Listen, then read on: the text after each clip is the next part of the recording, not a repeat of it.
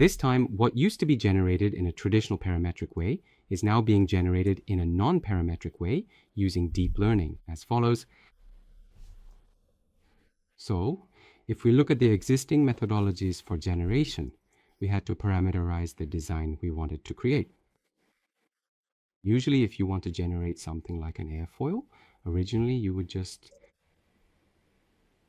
if you try to generate each point, these points might not be well aligned, right?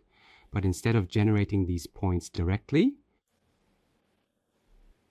you replace the positions of these points that can represent the airfoil with a Bezier curve. And if you generate the parameters that go into that curve naturally, when you generate the shape using those parameters, the shape will be created very smoothly. And to put it simply, instead of directly creating a NURBS curve, you first generate the points that go into it, and then connect those points smoothly to create the curve. So when you're trying to create something in 3D, you use parameterization as a way to represent it.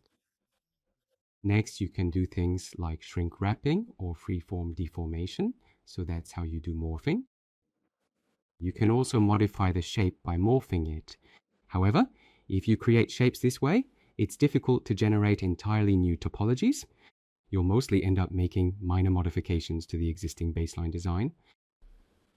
So we need to think a bit more broadly now. Let's take a look at 3D geometry representation. If you have a bracket like this, there are two ways to represent it. You can divide them into Euclidean and non-Euclidean methods. In the Euclidean approach, a person first parameterizes the shape, and then it can be represented as a vector like this. And secondly, you can think of it as an image and capture it from multiple views, right? Next, you can represent it as voxels, or you can use an implicit signed distance function, meaning the distance from a certain point to the surface. Then you can also represent it as a point cloud. From a non-Euclidean perspective, if you connect those points, you can represent it as a mesh or a graph. So depending on the problem you are trying to solve, you have to decide which representation method is most appropriate each time. So when we talked about predictive AI models earlier, I already mentioned these 3D representation methods, and I said that implicit representations are gaining attention. Then, if we look at how generation is done using implicit representations, we can create neural networks like the following. So the input becomes the coordinates. So first, you simply input the specific numerical coordinates of the point you want to learn more about. And then, for the actual generation process, there is also a complex latent space, which is often referred to as the Z space. By combining this space with the P space and feeding them in, when they pass through the neural network, the distance value you want is calculated directly. So the distance value could be 5, or it could be -3, and since it's the surface, it would be 0.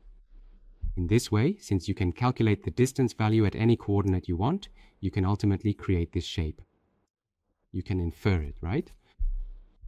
Through such a method, instead of generating a bracket through parameterization, you can learn this kind of data and generate it non-parametrically with DeepSTF like this. Also, if you learn this methodology well and train it stably, interpolation works well as shown here.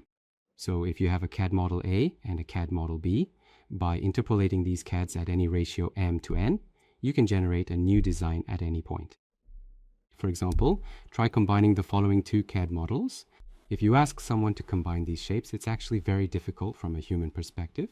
Combine them at a ratio of 8 to 1 or 7 to 3, for example. But with deep learning, you can train these two and then interpolate between them in the latent space like this, whether it's 2, 3, or n models and at any ratio. So one way to utilize these is, if you have past design data or several data sets from topology optimization, or even parametric design data, you can train a single SDF model, a deep SDF, using these various data sets, and then generate new designs.